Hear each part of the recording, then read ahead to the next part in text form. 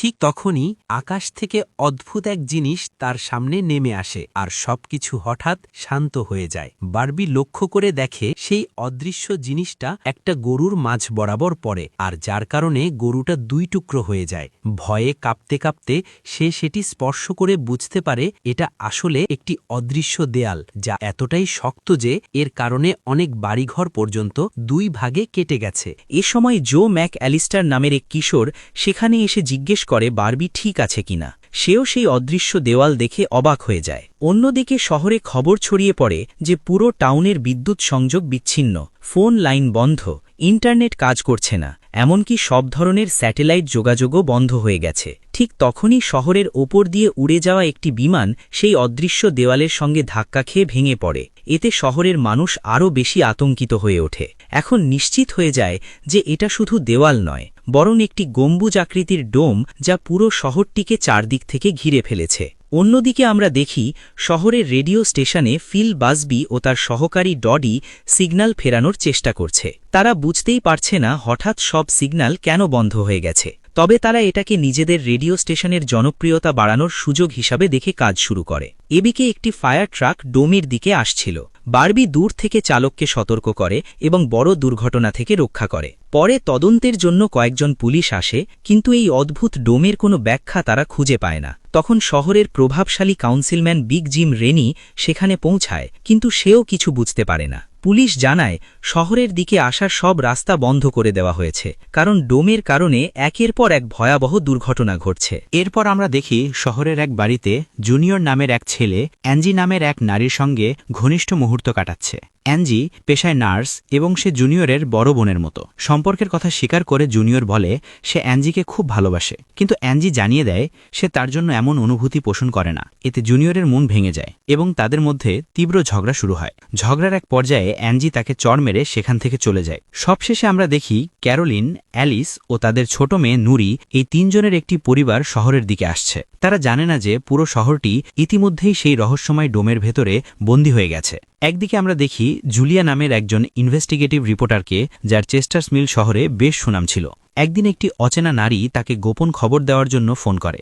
সেই নারী জুলিয়াকে জানায় যে সে উইক জাস্টিস মিলের দিকে প্রোপেনে ভর্তি 6টি ট্রাক যেতে দেখেছে। তার মতে এত বিপুল পরিমাণ প্রোপেনের মতো জ্বালানি শহরে আসা কোনো ভয়ঙ্কর পরিকল্পনার অংশ হতে পারে। জুলিয়া ওই নারীর কাছে বিষয়টি নিয়ে বড় ধরনের ইনভেস্টিগেশন করার প্রতিশ্রুতি দেয়, কিন্তু নিজের কাজে খুব বেশি ব্যস্ত থাকার কারণে সে বিষয়টিকে গুরুত্ব দিতে পারে না। অন্যদিকে বিগ জিম রেডিও স্টেশনে গিয়ে একটি জরুরি ঘোষণা করে। ক্যারোলাইন, যে অ্যালিস ও নুরির সঙ্গে শহরে ঢুকছিল, সেই ঘোষণা শুনে ফেলে, কিন্তু তারা মনে করে এটা হয়তো কোনো বিজ্ঞাপন, তাই গুরুত্ব দেয় না। ঠিক তখনই তাদের গাড়ি প্রায় দুর্ঘটনায় পড়তে যাচ্ছিল, কারণ সামনের দিক থেকে আসা একটি ট্রাক হঠাৎ ডোমের সঙ্গে ধাক্কা খেয়ে বিধ্বস্ত হয়ে যায়। এটা দেখে ক্যারোলাইন সঙ্গে সঙ্গে ব্রেক কষে। এত বড় দুর্ঘটনা দেখে নুরির খুব ভয় পেয়ে যায় এবং সে অজ্ঞান হয়ে পড়ে। অজ্ঞান হওয়ার আগে সে পিঙ্ক স্টার সম্পর্কে কিছু বলে। এরপর নুরিকে দ্রুত হাসপাতালে নিয়ে যাওয়া হয়। সেই হাসপাতাল তখন শহরের বিভিন্ন ঘটনায় আহত মানুষে ভরে গিয়েছিল। একই হাসপাতালে জুলিয়া ও বারবো আহতদের নিয়ে আসে। এই হাসপাতালেই জুলিয়ার স্বামী ডাক্তার হিসেবে কাজ করত। জুলিয়া তাকে খুঁজতে যায়, কিন্তু সেই সময় তার স্বামী হাসপাতালে ছিল না। পরে জুলিয়া জানতে পারে তার স্বামী কখনোই রবিবারে কাজ করত না, অথচ সে জুলিয়ার কাছে সবসময় মিথ্যা বলত। হাসপাতালের বাইরে আমরা বিগ জিম ও গকে একসঙ্গে কথা বলতে দেখি। তাদের একসঙ্গে দেখে জুনিয়রের ভেতরে এক ধরনের হিংসা জন্ম নেয়। এরই মধ্যে সেনাবাহিনী শহরের চারপাশ ঘিরে ফেলে এবং টাউনের বর্ডার সিল করে দেয়। অনেক বিজ্ঞানী ও বিশেষজ্ঞ এই অদ্ভুত বিপদের কারণ বুঝতে পারছিল না। কিছুক্ষণ পর বিগ জিম প্রোপেনের বিষয়টি নিয়ে শেরিফের সঙ্গে কথা বলতে যায়। তাদের কথাবার্তা থেকে বোঝা যায় তারা আগেই এই ডোম সম্পর্কে কিছুটা জানত, কিন্তু বিষয়টি খোলাখুলি বলছিল না। এদিকে বারবের শহরে একদিন থাকার কথা ছিল, কিন্তু থাকার কোনো জায়গা না থাকায় সে নিজের গাড়িতেই রাত কাটানোর সিদ্ধান্ত নেয়। তখন জুনিয়া সেখানে এসে তাকে গড় থেকে দূরে থাকতে বলে। ধীরে ধীরে কথাগুলো হুমকিতে পরিণত হয়। বার্ব অবাক হয়ে যায়, সে বুঝতে পারে না তার দোষটা কি। ঠিক তখনই জুলিয়া সেখানে চলে আসে, ফলে ঝগড়া থেমে যায়। এরপর দৃশ্য বদলায়। আমরা দেখি শহরের ভয়াবহ পরিস্থিতি উপেক্ষা করে কিছু টিনেজার এক জায়গায় পার্টি করছে। সেখানে জোও ছিল। জো এক ছেলের সঙ্গে শহরের পরিস্থিতি নিয়ে কথা বলতে থাকে, কিন্তু হঠাৎ জোর খিচুনি শুরু হয় এবং সেও পিঙ্ক স্টার সম্পর্কে বলতে থাকে, যেমনটা আগে নুরি বলেছিল। অন্যদিকে জোর বোন এনজি বাড়িতে একা ছিল। হঠাৎ জুনিয়র তার বাড়িতে ঢুকে তাকে কিডন্যাপ করে নিজের বাবার বানানো ভাঙাচোরা শেল্টারে নিয়ে যায়। সেখানে সে অ্যাঞ্জিকে বলে যে সে শহরের চারপাশে তৈরি হওয়া এই ডোম সম্পর্কে জানে। এখানেই জানতে পারে যে বিগ জিমি জুনিয়রের বাবা। জুনিয়র অ্যাঞ্জিকে আরও জানায় যে তার বাবা সবসময় পরিবারের নিরাপত্তা নিয়ে চিন্তিত থাকতেন, তাই তিনি পরিবারের জন্য এই শেল্টারটি বানিয়েছিলেন। অন্যদিকে জুলিয়া বার্বকে নিজের বাড়িতে থাকার জায়গা দেয়। হঠাৎ বার্বের চোখ জুলিয়ার স্বামীর ছবির দিকে পড়ে এবং সে বুঝতে পারে এই লোকটিকেই সে সকালে মেরে ফেলেছিল। এদিকে লিন্ডা ও শেরিফ সব গাড়ির উপর নজর রাখছিল, যাতে কেউ ভুল করে ডোমের সঙ্গে ধাক্কা না খায়। হঠাৎ শেরিফের উপর আক্রমণ হয় এবং সে সেখানেই মারা যায়। এরপর আমরা ফ্ল্যাশব্যাকে সেই সকালের ঘটনা দেখি। বার্ব শহরে জুলিয়ার স্বামী অর্থাৎ ডাক্তারের সঙ্গে দেখা করতে গিয়েছিল। সে কিছু পেমেন্টের কথা বলছিল, কিন্তু ডাক্তার টাকা দিতে অস্বীকার করে। এ কারণে দুজনের মধ্যে ঝগড়া হয় এবং দুর্ঘটনাবশত বার্ব তাকে হত্যা করে ফেলে। বার্ব জানত যদিও ঘটনাটি ভুলবশত হতেছে, তবুও সে শাস্তি পাবে, তাই সে লাশটি জঙ্গলে পুঁতে ফেলে। বর্তমানে সকালে উঠে বার্ব দেখে তার গলার চেন নেই। সে জুলিয়াকে এ বিষয়ে জিজ্ঞেস করে। জুলিয়া বলে সে চেনটি খুঁজে দেবে। তখন বার্বের মনে পড়ে চেনটি সেই কেবিনেই পড়ে গিয়েছিল যেখানে সে জুলিয়ার স্বামীকে হত্যা করেছিল। অন্যদিকে জো তার বন্ধু বেনের সঙ্গে ছিল, যে আগের রাতে খিচুনির সময় তাকে সাহায্য করেছিল। বেন জোর কাছে জানতে চায় খিচুনির সময় সে পিঙ্ক স্টার সম্পর্কে যা বলেছিল তার মানে কি। জে এর মাথায় তার অতীতের কিছুই মনে পড়ছিল না। অন্যদিকে রেডিও স্টেশনে ডোডি একটি বিশেষ ডিভাইসের সাহায্যে ডোমের বাইরে থাকা লোকদের সঙ্গে যোগাযোগ করতে সফল হয়। সে সৈন্যদের নিজেদের মধ্যে কথা বলতে শুনতে পাচ্ছিল, কিন্তু তাদের সঙ্গে সরাসরি কিছু বলতে পারছিল না। বাইরে থাকা সৈন্যরাও বিভ্রান্ত ছিল। এই অদৃশ্য দেওয়ালটা আসলে কি তা তারা বুঝতে পারছিল না। এদিকে বিগ জিম রেস্তোরাঁয় বসে নাস্তা করছিল। ঠিক তখনই লিন্ডা এসে তাকে শেরিফের মৃত্যুর খবর দেয়। খবর শুনে তারা সঙ্গে সঙ্গে ব্যাংকে যায়, যেখানে মৃতদেহগুলো দাফনের প্রস্তুতি চলছিল। সেখানে তারা লেস্টারকে দেখতে পায়, যে ছিল শেরিফের ঘনিষ্ঠ বন্ধু। শেরিফের মৃত্যুর কারণে লেস্টার খুবই ভেঙে পড়ে। লিন্ডা আশেপাশে না থাকলে বিগ জিম ও লেস্টার গত মাসে হওয়া প্রোপেন আমদানির বিষয় নিয়ে কথা বলে। এই আমদানির সঙ্গে তাদের তিনজনেরই হাত ছিল এবং তারা এই বিষয়টা শহরের লোকজনের কাছ থেকে গোপন রেখেছিল। শেরিফের মৃত্যু নিশ্চিত করে দেয় যে এই বিষয়টি নিয়ে সে আর কাউকে কিছু বলতে পারবে না, যা তাদের জন্য একদিক থেকে ভালো খবরই ছিল। পরে লিন্ডা পুলিশ স্টেশনে এসে দেখে বিগ জিম শেরিফের অফিসে কিছু খুঁজছে। জিজ্ঞেস করলে জিম বলে সে নাকি শেরিফের উইলের কাগজ খুঁজছে, কিন্তু আসলে সে প্রোপেন আমদানির সঙ্গে সম্পর্কিত কাগজপত্র খুঁজছিল, যা তাকে ও লেস্টারকে বড় বিপদে ফেলতে পারত। অফিস থেকে বেরিয়ে সে লেস্টারকে বলে যে সম্ভবত কাগজগুলো শেরিফের বাড়িতেই আছে, আর সঙ্গে সঙ্গে লেস্টারকে সেখানে পাঠায়। এই সময় জুলিয়া তাড়াতাড়ি রেডিও স্টেশনে ডোডির কাছে যায়। সেখানে তারা ডিভাইসের মাধ্যমে ডোমের বাইরে থাকা সৈন্যদের কথাবার্তা শুনতে পায়।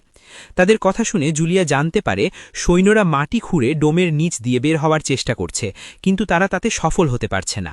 এরপর জুলিয়া রেডিওর মাধ্যমে পুরো শহরে এই খবর ছড়িয়ে দেয়। এতে মানুষ আরও ভয় পেয়ে যায় এবং শহরে আতঙ্ক ছড়িয়ে পড়ে। বিজ্ঞানীরা পরীক্ষা করে দেখতে থাকে ডোমের ওপর পানির কি প্রভাব পড়ে।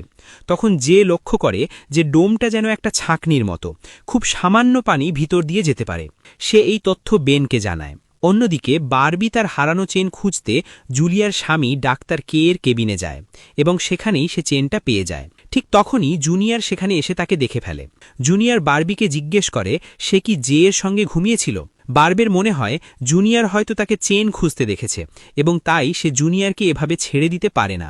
সে জুনিয়রকে মারধর করতে শুরু করে। একই সময়ে লেস্টার শেরিফের বাড়িতে পৌঁছে প্রোপেন আমদানির কাগজপত্র খুঁজতে থাকে। কিছুক্ষণ পর সে কাগজগুলো চুলার কাছে পেয়ে যায় এবং সেগুলো পুড়িয়ে ফেলে।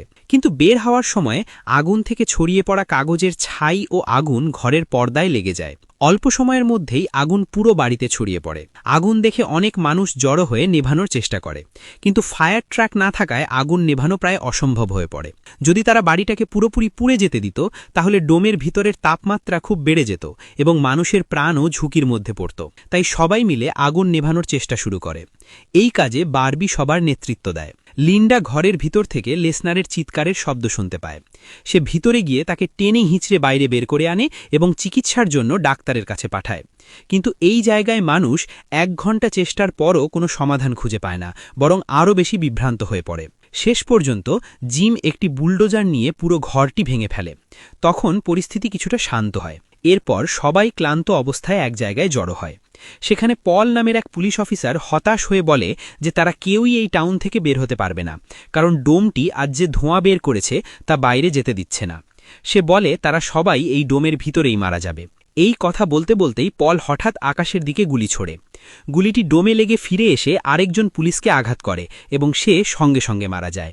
পলকে তক্ষুনি গ্রেপ্তার করা হয়। রাত নামলে জো ও তার বন্ধুরা স্কেটিং করতে যায়। সেখানে নুরি জোর কাছে এসে বলে যে তার ফোন চার্জ দেওয়া দরকার। জো তাকে নিজের বাড়িতে নিয়ে যায়, কারণ তার বাড়িতে জেনারেটর ছিল, যা টাউনের হাতে গোনা কয়েকটি বাড়ির মধ্যেই ছিল। অন্যদিকে লিন্ডা পলকে থানায় নিয়ে আসে। থানার বাইরে কিছু মানুষ পুলিশ ব্যবস্থার দুর্নীতির বিরুদ্ধে প্রতিবাদ করছিল। জিম সবাইকে শান্ত করে বলে প্রয়োজন হলে সবার সাহায্য করা হবে। লকআপে বন্দি থাকার সময় পলের হার্ট অ্যাটাক হচ্ছে বলে মনে হয়। লিন্ডা তাকে সাহায্য করতে ছুটে যায়, কিন্তু পরে বুঝতে পারে পল নাটক করছে। সেই সুযোগে পল লিন্ডাকে লকআপে বন্ধ করে পালিয়ে যায়। এদিকে বাংকারে জুনিয়র আবার জুলিয়ার কাছে যায়। জুলিয়া বুঝে গিয়েছিল যে এখান থেকে বের হতে হলে জুনিয়রকে মিথ্যা ভালোবাসার ফাঁদে ফেলতে হবে। সে তাদের শৈশবের কথা মনে করিয়ে দেয়, যখন তারা একসাথে একটি পরিত্যক্ত টানেলে খেলত। সে বলে হয়তো ডোম টানেলের উপর কোনো প্রভাব ফেলেনি এবং সেখান দিয়েই বাইরে যাওয়া সম্ভব। জুলিয়া মনে করেছিল জুনিয়র হয়তো তার প্রেমে পড়ে যাবে, কিন্তু তা হয় না। জুনিয়র একাই টানেলের ভেতরে যাওয়ার পরিকল্পনা করে। পুলিশ স্টেশনে ফিরে জিম দেখে পলের জায়গায় লিন্ডা লকআপে বন্দী। সে দ্রুত লিন্ডাকে বের করে। তারা জানতে পারে পল একটি রাইফেল ও কিছু গুলি নিয়ে পালিয়েছে। লিন্ডা জানত পল প্রায়ই শিকারে জঙ্গলে যেত, তাই সে জঙ্গলের দিকে ছুটে যায়। জিম পলকে ধরার জন্য একটি দল গঠন করে। রেস্টুরেন্টে বসে থাকা ক্যারোলাইন নুরিকে নিয়ে চিন্তিত হয়ে পড়ে, কারণ নুরি আগের রাতে কাউকে না জানিয়ে জোর বাড়িতে ছিল। জিম সবাইকে পলকে খুঁজতে দলে যোগ দিতে বলে এবং ভালো লিডার হিসেবে প্রমাণ দেওয়া বারবিকেও সঙ্গে যেতে বলে। সবাই মিলে জঙ্গলের দিকে রওনা হয়। অন্যদিকে জুলিয়া দেখে জুনিয়র ব্যাকপ্যাক নিয়ে টানেলের দিকে যাচ্ছে। সে তাকে থামিয়ে জিজ্ঞেস করে কোথায় যাচ্ছে। জুনিয়র নার্ভাস হয়ে বলে কাছেই এক বন্ধুর সাথে দেখা করতে যাচ্ছে। এতে জুলিয়ার সন্দেহ আরও বেড়ে যায় এবং সে তাকে অনুসরণ করে টানেল পর্যন্ত পৌঁছে যায়। এই সময় জো বাড়িতে জো ও নুরি একসাথে নাশতা করছিল। মেয়েটির সঙ্গে আগে কখনো একা থাকার অভিজ্ঞতা না থাকায় জো একটু নার্ভাস অনুভব করছিল। অন্যদিকে নতুন মেয়েটি ছিল বেশ আত্মবিশ্বাসী এবং কথাবার্তায়ও খুব তৎপর। সেই সময় বেন আরও দুইজন মেয়েকে সঙ্গে নিয়ে জোয়ের বাড়িতে আসে। তাদের ফোন চার্জ দেওয়ার দরকার ছিল। তাদের ইমপ্রেস করার জন্য বেন জোয়ের জেনারেটর ব্যবহার করতে চায়। জো একটু অনিচ্ছা সত্ত্বেও অনুমতি দেয়, কারণ শহরে জেনারেটর খুবই দুষ্প্রাপ্য জিনিস ছিল এবং সে এর অপব্যবহার ঠিক মনে করছিল না। অন্যদিকে জঙ্গলে আমরা দেখি সার্চ টিম পলকে খুঁজে পায়, কিন্তু সেই সময় পল এক ছেলের পায়ে গুলি করে। আরেকজন ছেলে তাকে সামলানোর জন্য সেখানেই থেকে যায়, আর জিম ও বার পলের পেছনে ধাওয়া করে। এদিকে জুনিয়র টানেলের শেষ প্রান্তে পৌঁছে যায়। সেখানে গিয়ে সে জানতে পারে ডোম টানেলটাকেও বন্ধ করে দিয়েছে। সে দেওয়ালের একদম কাছে গেলে তার টর্চ হঠাৎ জ্বলে ওঠে। ঠিক তখনই জুলিয়া এসে টর্চটা অন করে দেয়। জুলিয়াকে দেখে জুনিয়র ভীষণ রেগে যায়, কারণ সে তার পিছু নিয়েছিল। রাগের মাথায় জুনিয়র পাগলের মতো ইনভিজিবল ওয়ালে আঘাত করতে থাকে। তখন জুলিয়া তাকে থামায়। এরপর দুজন বসে কথা বলতে শুরু করে। জুলিয়া জানায় অতীতে করা একটি ভুলের কারণেই সে এই নিরর্থক সাংবাদিকতার চাকরিতে আটকে গেছে। এদিকে জোয়ের বাড়িতে মানুষের ভিড় জমে যায়। সবাই নিজেদের প্রয়োজন মেটাতে তার জেনারেটর ব্যবহার করতে এসেছে। এক দুষ্কৃতকারী ছেলে, যেটা আসলে তার ছিল না, সেই জেনারেটর ব্যবহার করার বিনিময়ে লোকজনের কাছ থেকে টাকা আদায় করতে চায়, কিন্তু তার বিরুদ্ধে কথা বলার মতো কেউ সাহস পায় না। এটা দেখে নতুন পরিস্থিতি সামাল দিতে এগিয়ে আসে, কিন্তু পরিস্থিতি আরও খারাপ হয়ে যায়। ঠিক তখনই হঠাৎ বিদ্যুৎ চলে যায়। নোটিস খুব খুশি হয়, কারণ নরি তর্কের সময় জোয়ের পাশে দাঁড়িয়েছিল। জঙ্গলে আবার আমরা দেখি বাভি আর জিম পলের কাছে পৌঁছে যায়। পল তখন রাইফেল বের করে রেখেছিল এবং জিমকে গুলি করতে যাচ্ছিল। ঠিক সেই মুহূর্তে পেছন থেকে লিন্ডা এসে পলকে গুলি করে। অন্যদিকে ক্যারোলাইন জোয়ের বাড়িতে এসে তার মেয়ে নুরিকে বোঝায় যে তাকে একটু দায়িত্বশীল হতে হবে। মায়ের বকুনি শোনার পর জো আর নুরি একে অপরের হাত ধরে। এতে এক অদ্ভুত পরিস্থিতির সৃষ্টি হয় এবং দুজনেই ভয় পেয়ে যায়। সেই সময় তারা দুজন একসঙ্গে পিঙ্ক স্টারের বড় বিষয় নিয়ে কথা বলছিল। এদিকে জুনিয়র আবার শেল্টারে যায়, তবে এবার তার হাতে ছিল একটি ফার্স্ট এইড কিট। সেই গোসের ক্ষত পরিষ্কার করে ব্যান্ডেজ করে দেয় এবং চুপি চুপি সিজারটি নিজের কাছে রেখে দেয়। পরে আমরা দেখি সারাদিনের ক্লান্তির পর জুলিয়া আর বার বাড়ি ফিরে আসে, কিন্তু জুনিয়রের কথা শোনার পর থেকেই জুলিয়ার বাভির ওপর সন্দেহ শুরু হয়। বাভি যখন গোসল করতে যায়, তখন জুলিয়া গোপনে তার জামা কাপড় তল্লাশি করতে শুরু করে। আপনাদের এই পর্যন্ত আন্ডার দ্য ডোম সিরিজটি কেমন লাগলো এবং এর পরের এপিসোড আনা উচিত কিনা কমেন্ট বক্সে অবশ্যই জানাবেন।